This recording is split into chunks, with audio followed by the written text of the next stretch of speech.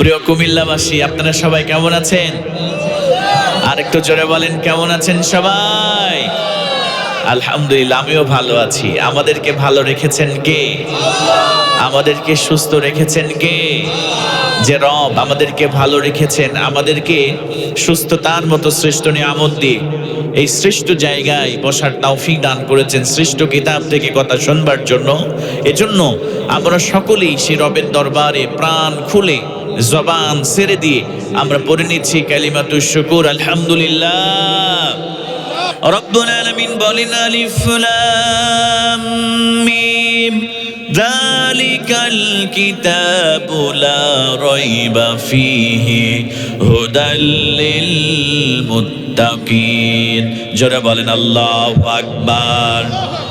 আল্লাহ রাব্বুল আলামিন বললেন, বান্দারে শোনো শোনো, এমন একটি কোরআন আমি তোমাদের জন্য নাজিল করলাম, এমন একটি কিতাব আমি তোমাদের জন্য নাজিল করলাম।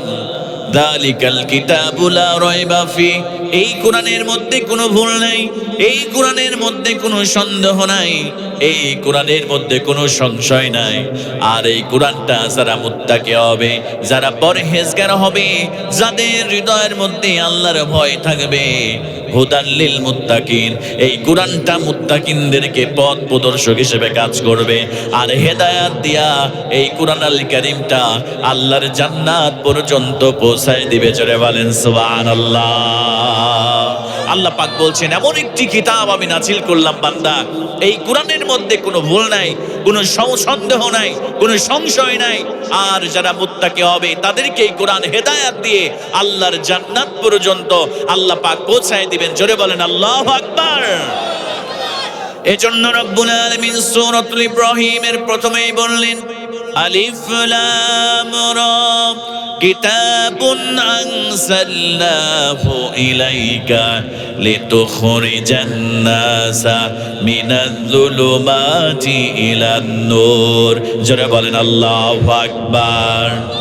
আল্লাহ রাব্বুল আলামিন বললেন, বান্দারে শোনো, কিতাবুন আনজালনাহু ইলাইকা লিতুখরিজান নাসা মিনাজ-যুলুমাতি ইলান নূর, আমি আল্লাহ এমন একটি কিতাব নাজিল করলাম, এমন একটি কোরআন নাজিল করলাম, এই কোরআন দিয়ে মানুষদেরকে আমি আল্লাহ, যারা নিজেদেরকে ইনসান বলে পরিচয় দেয়, যারা নিজেদেরকে মানুষ বলে পরিচয় দেয়, আল্লাহ বললেন লিতুখরিজান নাসা মিনাজ-যুলুমাতি ইলান নূর, আমি আল্লাহ এই কোরআন দ্বারা মানুষদেরকে অন্ধকার থেকে, জুলুমাত থেকে, জাহান্নামের পথ থেকে আমি আল্লাহ শিরক আর বিদআতের পথ থেকে আমি বের করে আলোর পথ, আমি আল্লাহ জান্নাতের পথ দেখানোর জন্য এই কোরআন আল কারীমটা আমি আল্লাহ রব্বুল আলামিন নাজিল করে দিয়েছি। জোরে বলেন সুবহানাল্লাহ। আল্লাহ পাক বলছেন, লিতুখরিজান নাসা মিনাজ-যুলুমাতি ইলান নূর, ও গোলামেরা শুনে নাও, আমি আল্লাহ এই কোরআন দিয়ে তোমাদেরকে জাহান্নামের পথ থেকে আমি আল্লাহ জান্নাতের পথ দেখাতে চাই, অন্ধকারের পথ থেকে আমি আল্লাহ তোমাদেরকে আলোর পথ দেখাতে চাই। সুবহানাল্লাহ বলবেন না? কিন্তু মুসলমান ভাইয়েরা, আমাদের দুঃখজনক হলেও সত্য হলো, এই বাংলার জমিনে আল্লাহর কোরআনের হক কথাগুলো বলতে দেওয়া হয় না। কথা বলেন ঠিক কিনা? যে সমস্ত আলেমেরা, উলামায়ে কেরাম বিগত দিনে কোরআনের হক কথা বলেছে, কোরআনের সঠিক কথাগুলো বলেছে, আমার প্রিয় ভাইয়েরা, সেই সমস্ত আলেমদেরকে বিনা অপরাধে ধর্ষণের মামলা দিয়ে, চাঁদাবাজির মামলা দিয়ে, আমার প্রিয় ভাইয়েরা, রাষ্ট্রদ্রোহের মামলা দিয়ে জেলখানার মধ্যে আবদ্ধ করা হয়েছে। শুধু তাই নয়, এই জমিন থেকে তাদেরকে বিনা অপরাধে এই জমিন থেকে ফাঁসি দিয়ে বিষ প্রয়োগ করে এই জমিন থেকে তাদেরকে বিদায় করা হয়েছে। কথা বলেন ঠিক কিনা? আমার মুসলমান ভাইয়েরা, আল্লাহর কসম করে বলছি রে ভাইরা, যারা আল্লাহর কোরআনের বিপক্ষে অবস্থান নিবে, যারা আল্লাহর কোরআনের ধারক বাহক আলেম ওলামাদের বিপক্ষে অবস্থান নিবে, বিগত দিনে যারা আলেমদের হাতে হ্যান্ডকাপ লাগিয়েছে, পায়ের মধ্যে ডান্ডা বেরিয়ে পড়েছে, ওয়াল্লাহি আল্লাহর কসম করে বলছি, এইটা কোনো ভালো মানুষের স্বভাব হতে পারে না।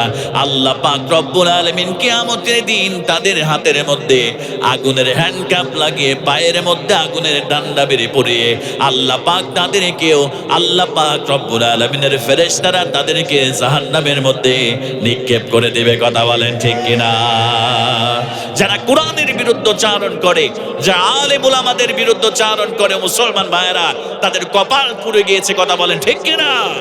যারা আলেমদের বিরুদ্ধচারণ করেছে, আমাদেরকে বকা দিয়েছে, আমাদের কণ্ঠকে অবরুদ্ধ করার চেষ্টা করা হয়েছে, আমাদের মাউথপিসকে কেড়ে নেওয়ার চেষ্টা করা হয়েছে। ও মুসলমান ভাইরা, এই আলেমেরা বাংলার জমিনে মাথা উঁচু করে এখনো কথা বলে, কিন্তু যারা বিপক্ষ অবস্থান নিয়েছে কোরআনের বিপক্ষে, ইসলামের বিপক্ষে, তারা এই বাংলার জমিন থেকে বিতাড়িত হয়েছে। কথা বলে ঠিক কিনা? তার মানে কোরআনের সাথে সম্পর্ক স্থাপন করলে সম্মান বাড়িয়ে দেন কে? কোরআনের সাথে ইসলামের পক্ষে থাকলে মর্যাদা বাড়িয়ে দেন কে? আর যারা কোরআনের বিপক্ষ অবস্থান নিবে, ইসলামের বিপক্ষ অবস্থান নিবে, রাসূলের সুন্নাহর বিপক্ষ অবস্থান নিবে, ও মুসলমান ভাইরা, আল্লাহ পাক সুবহানাহু ওয়া তাআলা তাদেরকে আবু জাহেলের মতো, আবু লাহাবের মতো, উতবা এবং শাইবার মতো এই জমিন থেকে আল্লাহ থাপ্পড় দিয়ে বিদায় করবে। কথা বলেন ঠিক কিনা? এজন্যই কোরআন এসেছে আমাদের মর্যাদাকে আকাশচুম্বী করার জন্য। ঠিক কিনা বলেন?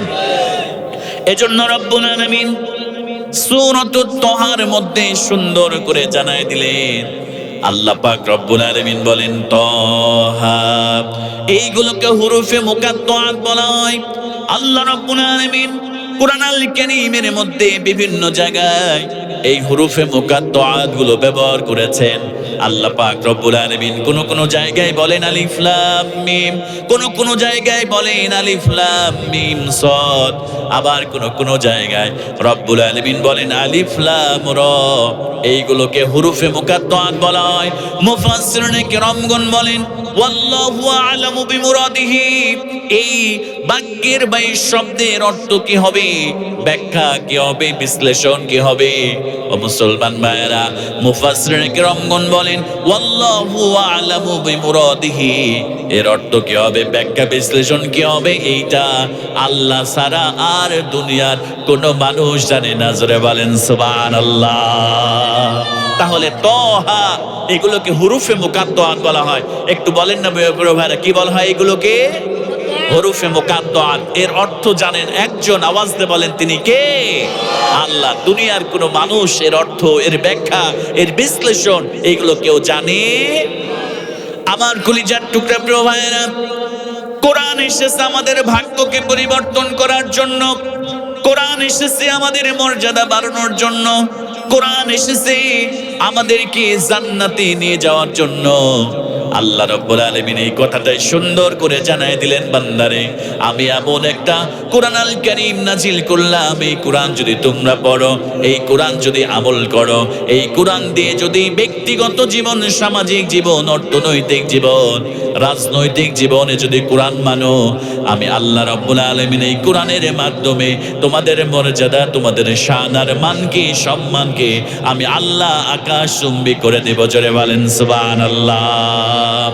এজন্য আল্লাহ রাব্বুল আলামিন বিশ্বনবী সাল্লাল্লাহু আলাইহি ওয়াসাল্লামকে ডাক দিয়ে বললেন, হাবিব তাহা মা আনজালনা আলাইকাল কুরআনা লিতাশকা। জোরে বলেন আল্লাহু আকবার। আল্লাহ রাব্বুল আলামিন বললেন, আমি কোরআন আল কারীম নাজিল করেছি তোমাদের ভাগ্যকে পরিবর্তন করার জন্য। আমি কোরআন আল কারীমটা তোমাদের জন্য এই জন্য দেই নাই যাতে করে তোমরা বিপদে পড়ে যাবে, তোমরা দুশ্চিন্তার মধ্যে পড়ে যাবে, তোমরা কষ্টের মধ্যে পড়ে যাবে। আমি আল্লাহ পাক রব্বুল আলামিন এই কোরআন দিয়েছি তোমাদের ভাগ্যকে পরিবর্তন করার জন্য। জোরে বলেন সুবহানাল্লাহ। আমার মুসলমান ভাইরা গভীর মনোযোগ। এই পৃথিবীতে যারা আল্লাহর কোরআনকে আঁকড়ে ধরেছে, আল্লাহ পাক তাদের মর্যাদা কেমন বাড়াই দিয়েছে ভালো করে লক্ষ্য করেন। হযরতে বেলাল রাদিয়াল্লাহু তাআলা আনহু ইসলাম গ্রহণের পূর্বে তার দাম ছিল মাত্র 5 দিরহাম। মুসলমান ভাইরা আল্লাহর কোরআন যখনই বেলাল আঁকড়ে ধরলেন, আল্লাহর তাওহীদকে যখনই আঁকড়ে ধরলেন, আল্লাহ রাসূলের সুন্নাহকে যখনই আঁকড়ে ধরলেন, আল্লাহ রব্বুল আলামিন এই বেলালের মর্যাদা, বেলালের সম্মানকে আল্লাহ পাক রব্বুল আলামিন আকাশচুম্বী করে দিলেন। জোরে বলেন সুবহানাল্লাহ। হযরত বেলাল যখন তাওহীদের সাক্ষী দিয়ে দিলেন, হযরত বেলাল যখন আল্লাহর প্রতি ঈমান আনলেন, হযরত বেলাল যখন আল্লাহর কোরআনকে আঁকড়ে ধরলেন, ও মুসলমান কলিজার টুকরা প্রভারা, হযরত বেলালের মুনিবের নাম হলো উমাইয়া ইবনে খালদ।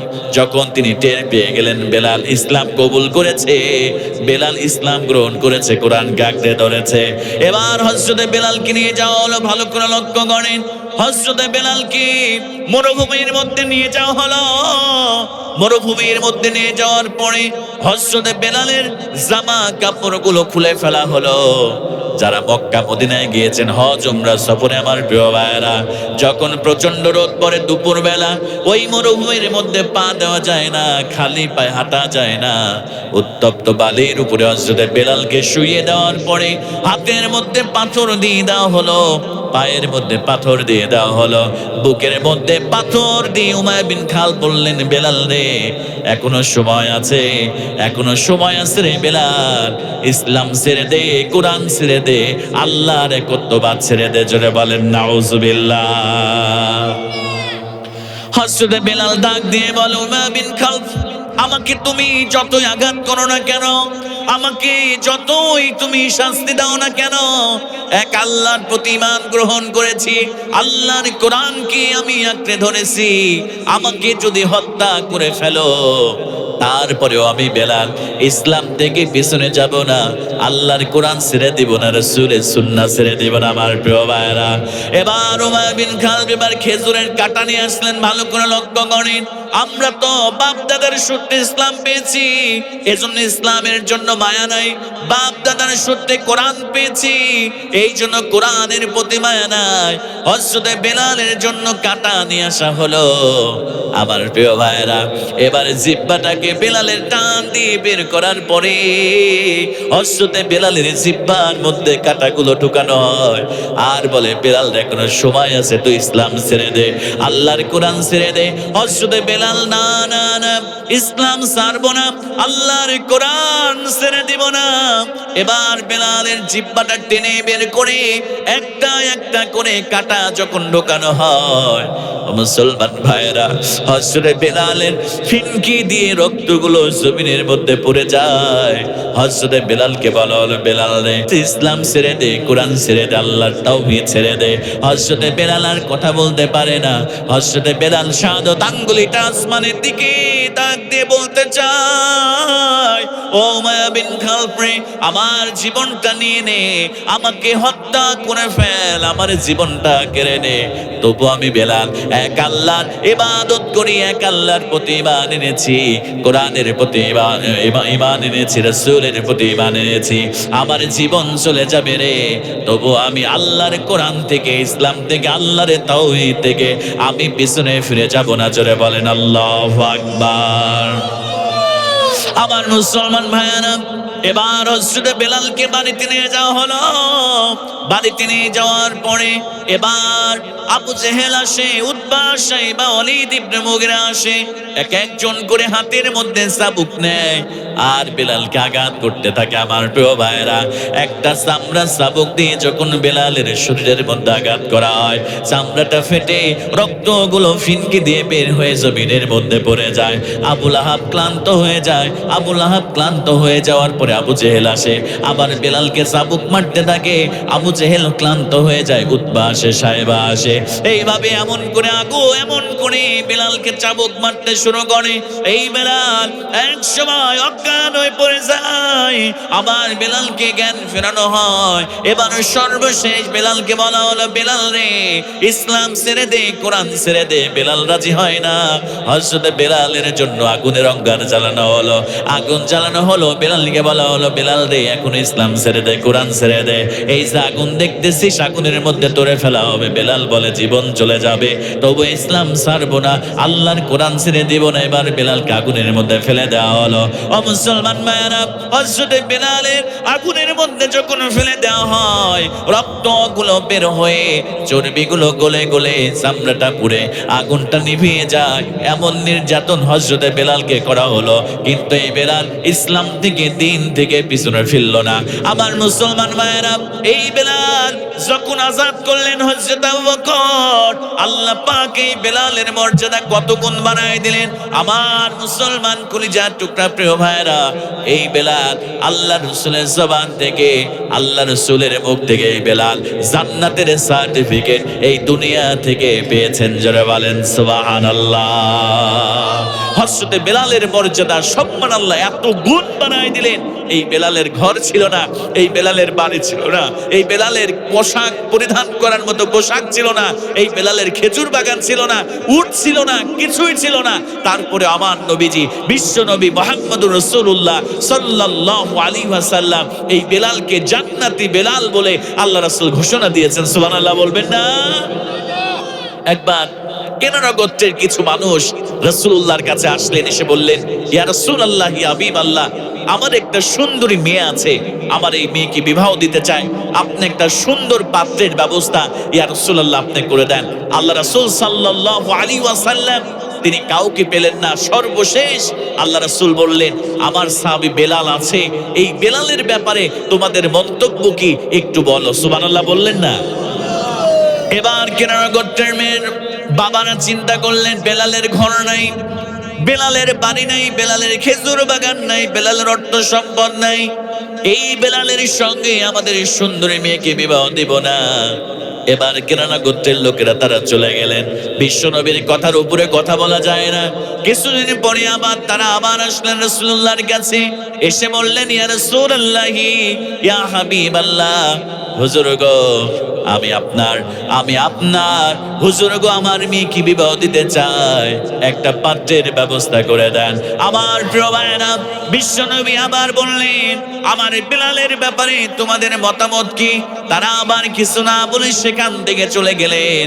কিছুদিন পরে আবার বেলাল হযরতে বিশ্বনবী সাল্লাল্লাহু আলাইহি ওয়াসাল্লামের কাছে কেনানা গোত্রের ব্যক্তিরা আবার আসলেন। আসার পরে আমার প্রিয় ভাইরা আবার পাত্রের কথা বললেন। এবার আমার রাসূল সাল্লাল্লাহু আলাইহি ওয়াসাল্লাম আগের বার 2 দিন বলেছে, আমার বেলালের ব্যাপারে তোমাদের মন্তব্য কি? আমার বেলালের ব্যাপারে তোমাদের মন্তব্য কি? আমার নবীজি এইবার বললেন, আমার জান্নাতি বেলালের ব্যাপারে তোমাদের মন্তব্য কি? যারা বলেন সুবহানাল্লাহ। আল্লাহ রাসূল প্রথম দিন বললেন, আমার বেলালের ব্যাপারে তোমাদের মন্তব্য কি? দ্বিতীয় দিন বললেন, আমার বেলালের ব্যাপারে তোমাদের মন্তব্য কি? তৃতীয় দিন আল্লাহ রাসূল বললেন, আমার জান্নাতি বেলালের ব্যাপারে তোমাদের মন্তব্য কি? সুবহানাল্লাহ বলবেন না? কেনানা গোত্রের লোকেরা বললেন, ইয়া রাসূলুল্লাহ, ইয়া হাবিবাল্লাহ, আপনার পবিত্র জবান দিয়ে বেলালের ব্যাপারে জান্নাতি বেলাল শব্দটি বের হয়েছে। তার ঘর নাই, তার বাড়ি নাই, তার খেজুর বাগান নাই, তার উট নাই, তার জাগতিক সম্পদ বলতে কিছুই নাই। ইয়া রাসূলুল্লাহ, আমরা এই জান্নাতি বেলালের সঙ্গে আমার মেয়েকে বিবাহ দিতে চাই, আমি আমার মেয়েকে ধন্য করে দিতে চাই। জোরে বলেন সুবহানাল্লাহ। ও কলিজার টুকরা প্রিয় ভাইরা, এই সম্মান কি অর্থ সম্পদের জন্য হয়েছে? কথা বলেন না। এই সম্মান কি টাকা পয়সার জন্য হয়েছে? এই সম্মান কি তার ব্যাংক ব্যালেন্স, তার খেজুর বাগান, উট, এই জাগতিক সম্পদের কারণে হয়েছে? এই সম্মান তার এই জন্য হয় নাই। হযরতে বেলাল আল্লাহর তাওহীদকে বিশ্বাস করার পরে, আল্লাহ রাসূলের ভালোবাসা, কোরআনের প্রতি ভালোবাসা, মহব্বত থাকার কারণে আল্লাহ পাক এই বেলালের সম্মান আল্লাহ পাক আকাশচুম্বী করে দিয়েছে। জোরে বলেন আল্লাহু আকবার। শুধু তাই নয়, বিশ্বনবী সাল্লাল্লাহু আলাইহি ওয়াসাল্লাম বলেন, ইশতাকাতিল জান্নাতি ইলা সালাসা। ও মুসলমান কলিজার টুকরা প্রিয় ভাইরা, আল্লাহ রাসূল বললেন, এই পৃথিবীর 3টা মানুষকে আল্লাহর জান্নাত প্রত্যাশা করে। আল্লাহ রাসূল বললেন, আল্লাহর জান্নাত 3টা ব্যক্তিকে প্রত্যাশা করে, আল্লাহর কাছে দোয়া করে, আল্লাহ 3 জন ব্যক্তিকে খুব দ্রুত আমার মধ্যে তুমি প্রবেশ করায় দাও। বিশ্বনবী সাহাবীরা বললেন, ইয়া রাসূলুল্লাহ, কোন 3 জন ব্যক্তিকে আল্লাহর জান্নাত প্রত্যাশা করে? এবার আল্লাহ রাসূল বললেন, এক নম্বরে আমার চাচা আমির হামজাকে জান্নাত প্রত্যাশা করে, 2 নম্বরে আম্মার রাদিয়াল্লাহু তাআলা নুকে জান্নাত প্রত্যাশা করে, আর 3 নম্বরে আবার কালো সাহাবী আমার নিগ্র সাহাবী হযরতে বেলালকে আল্লাহর জান্নাত প্রত্যেকদিন আল্লাহর কাছে প্রত্যাশা করে। জোরে বলেন সুবহানাল্লাহ। এজন্য আমার প্রিয় ভাইরা, বিশ্বনবী সাল্লাল্লাহু আলাইহি ওয়াসাল্লাম বলেন, ইন্নাল্লাহা লা ইয়ানজুরু ইলা সুওয়ারিকুম ওয়া আমওয়ালিকুম। আল্লাহ পাক রব্বুল আলামিনের হাবিব বলেন, আল্লাহ পাক তোমাদের অর্থ দেখবেন না, ভালো করে লক্ষ্য করেন। আল্লাহ রাসূল বললেন, আল্লাহ পাক রব্বুল আলামিন তোমাদের অর্থ দেখবেন না, তোমার ডুপ্লেক্স বাড়ি দেখবেন না, তোমার ট্রিপ্লেক্স বাড়ি দেখবেন না, তোমার 5 তলা 10 তলা বাড়ি দেখবেন না, তোমার ব্যাংকের লক্ষ কোটি টাকা দেখবেন না, তোমাদের চেহারাও আল্লাহ পাক সুবহানাহু ওয়া তাআলা দেখবে না। আল্লাহ রাসূল বললেন, ওয়ালাকি ইয়ানজুরু ইলা কুলুবিকুম ওয়া আমালিকুম।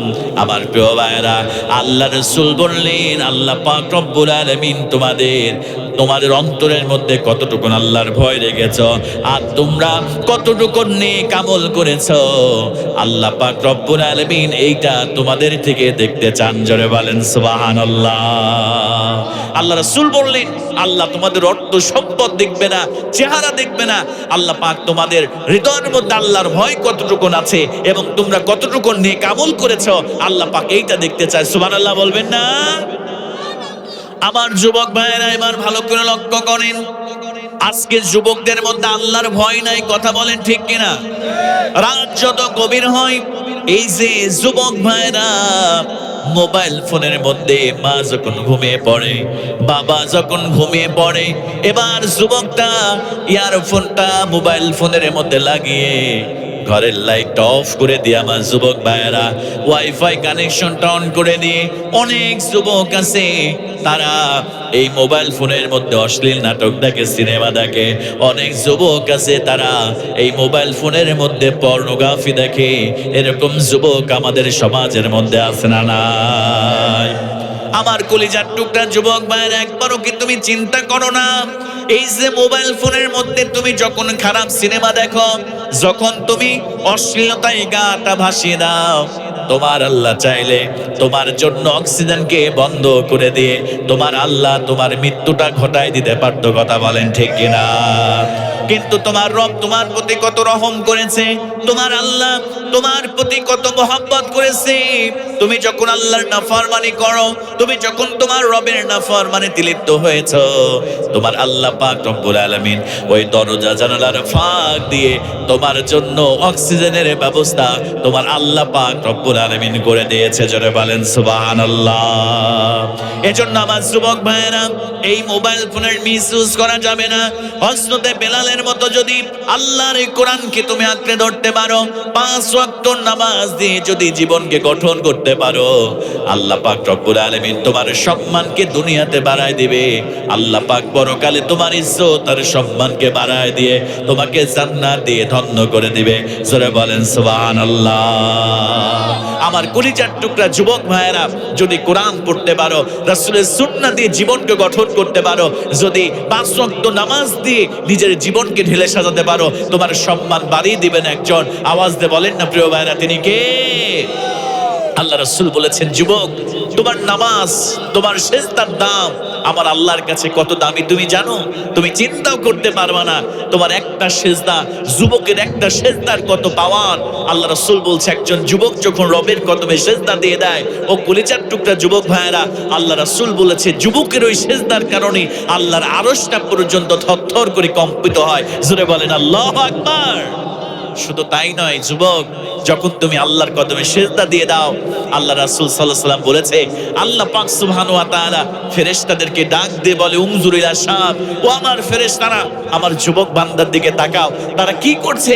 এবার আল্লাহর ফেরেশতারা বলে, আল্লাহ তাআলা তোমার যুবক বান্দা তোমার কদমে সিজদা দিয়ে তোমার বরত্বের ঘোষণা করে, তোমার পবিত্রতার ঘোষণা করে। আল্লাহ পাক বলেন ফেরেশতাদেরকে ডাক দিয়ে, ফেরেশতারা সাক্ষী হয়ে যাও, আমার যুবক যেহেতু আমাকে পবিত্র বলেছে, আমাকে বড় বলেছে, আমি আল্লাহ এই যুবকটা সিজদা থেকে মাথা তোলার আগেই আমি তার জীবনের সমস্ত গুনাহ মাফ করে দিয়ে আমি আল্লাহ পাক সুবহানাহু ওয়া তাআলা আমি তাকেও পবিত্র বানায় দিলাম। জোরে বলেন আল্লাহু আকবার। এজন্য যুবক ভাইয়েরা, এই কোরআনকে আঁকড়ে ধরবে, নামাজ পড়বে, আল্লাহর কাছে বেশি বেশি করে ইস্তিগফার করবে, আল্লাহর কাছে বেশি বেশি করে তাওবা করবে। আল্লাহর কাছে যদি তুমি তাওবা করতে পারো, ইস্তিগফার করতে পারো, চোখের এক ফোঁটা পানি ছেড়ে দিতে পারো, ওয়াল্লাহি আল্লাহর কসম করে বলছি, আল্লাহ পাক তোমার জীবনের সব গুনাহগুলোকে আল্লাহ পাক রব্বুল আলামিন মাফ করে দিবে। জোরে বলেন সুবহানাল্লাহ। আল্লাহর নবী বিশ্ব নবী সাল্লাল্লাহু আলাইহি ওয়াসাল্লাম বলেন, ওয়াল্লাহি ইন্নী লা আস্তাগফিরুল্লাহ ওয়া আতুবু ইলাইহি ফিল ইয়াউমি আকসার মিন ৭০ মাররা। বিশ্বনবী বললেন, আল্লাহর কসম করে আমি বলতেছি, আল্লাহর রাসূল বললেন, যার জীবনের পূর্বের গুনাহ নাই, বর্তমানের গুনাহ নাই, আমার রাসূলের অতীতের কোনো গুনাহ নাই, ভবিষ্যতের কোনো গুনাহ নাই, আমার প্রিয় ভাইরা, সেই রাসূল বলতেছেন, ওয়াল্লাহি আল্লাহর কসম করে আমি বলতেছি, আমি প্রত্যেক দিন আল্লাহর কাছে ৭০ বারের বেশি আল্লাহর কাছে আমি ইস্তিগফার করি, আমার গুনাহের জন্য আল্লাহর কাছে আমি তাওবা করি। জোরে বলেন সুবহানাল্লাহ। কোন বর্ণনা আসে, আল্লাহ রাসূল বলেন, মিয়াতা মাররা, আমি প্রতিদিন আল্লাহর কাছে ৭০ বারের বেশি, আবার কোন বর্ণনায় বলেছেন আমি আল্লাহর কাছে ১০০ বার করে আমি আল্লাহর কাছে তাওবা করে। জোরে বলেন সুবহানাল্লাহ। এজন্য প্রিয় ভাইয়েরা, অনেকেই বলে, হুজুর আমি এত গুনাহ করেছি, আল্লাহ বুঝে আমারে মাফ করবে না। আল্লাহ পাক বলেন, বান্দারে লা তাকনাতু মির রাহমাতিল্লাহ, তুমি কত গুনাহ করে ফেলেছো, ও বান্দা, তোমার গুনাহ যদি হয় খালের বিলের পানির সমপরিমাণ, আমি আল্লাহর ক্ষমার দয়া হলো নদীর পানির সমপরিমাণ। বান্দারে, তোমার গুনাহ যদি হয় নদীর পানির সমপরিমাণ, আমি আল্লাহর ক্ষমার দয়া প্রশান্ত মহাসাগরের সমপরিমাণ। ও বান্দা, তোমার গুনাহ যদি হয়, অপরাধ যদি হয় তোমার প্রশান্ত মহাসাগরের সমপরিমাণ, তুমি জেনে রাখো বান্দারে, আমি আল্লাহর ক্ষমার দয়া ওই সুবিশাল আসমানের সমপরিমাণ। জোরে বলেন সুবহানাল্লাহ। আল্লাহ পাক রব্বুল আলামিন বলেন, লা তাকনাতু মির রাহমাতিল্লাহ, ও বান্দা, আল্লাহ রব্বুল আলামিনের রহমত থেকে নিরাশ হয়ে যেও না। এজন্য প্রিয় ভাইয়েরা, আপনারা যদি আল্লাহর কদমে সেজদা দিয়ে পাখির কিচির মিচির যখন বন্ধ হয়ে যায়, মা বাবা যখন ঘুমিয়ে যায়, ও মুসলমান কলিজার টুকরা প্রিয় ভাইয়েরা, আপনি যদি তাহাজ্জুদের নামাজটা বিছিয়ে দিয়ে আল্লাহর কদমে সেজদা দিয়ে যদি চোখের একটা ফোঁটা পানি আপনি ছেড়ে দিতে পারেন, আল্লাহ পাক রব্বুল আলামিন আপনার জীবনের সব গুনাহগুলো আল্লাহ পাক সুবহানাহু ওয়া তাআলা তিনি মাফ করে দিবেন। জোরে বলেন সুবহানাল্লাহ।